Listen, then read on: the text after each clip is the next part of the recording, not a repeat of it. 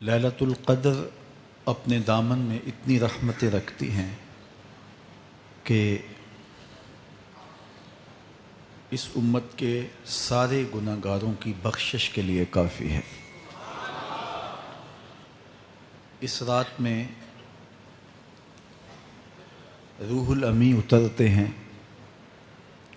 فرشتوں کے جلو میں، جھرمٹ میں، اور اہل ایمان جو قیام میں ہوتے ہیں، قعود میں ہوتے ہیں، ذکر الہی میں ہوتے ہیں، ان سے مصافحہ کرتے ہیں۔ یہ رات کون سی ہے؟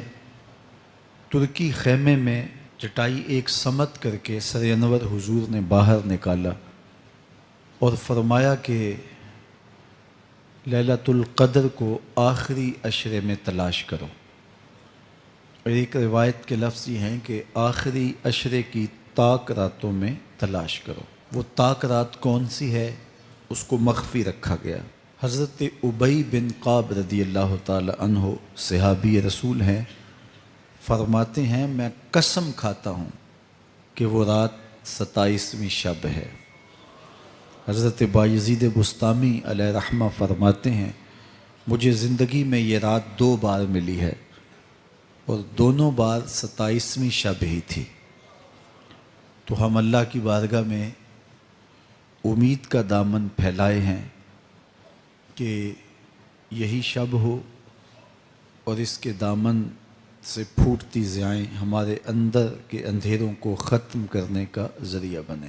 یہ راتیں آتی ہیں اور چلی جاتی ہیں، اور ایک وقت آئے گا کہ یہ راتیں آئیں گی اور ہم نہیں ہوں گے۔ کتنے لوگ ایسے ہیں جو پچھلے سال تھے لیکن آج نہیں ہیں، ان سے گزشتہ سالوں میں تھے آج نہیں ہیں۔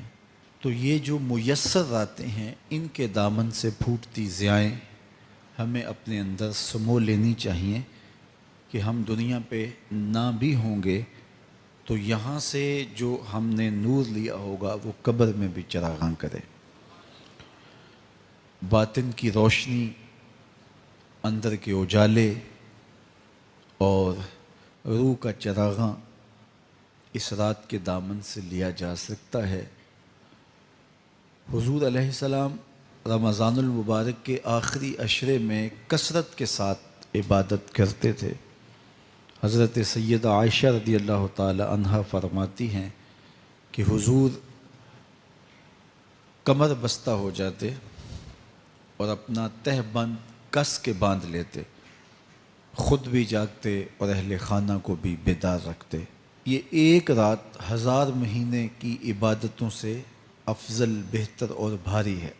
تو اس امت کو جب اتنا نوازا گیا ہے کہ ایک ایک رات اتنی برکتوں کی حامل عطا ہوئی ہے، تو پھر ہمیں بہت زیادہ کوشش کر کے برکتیں سمیٹ لینی چاہیے تاکہ جب ہم اس دنیا سے جائیں تو ہمارے پاس ایک بہت بڑا روشنیوں کا ذخیرہ ہو جو ہماری قبر میں بھی چراغاں کرے، حشر میں بھی روشنی دے، اور ہمیں کہیں بھی اندھیروں کا سامنا نہ کرنا پڑے، چونکہ روشنیاں تو ہم نے یہاں سے لے کے جانی ہیں۔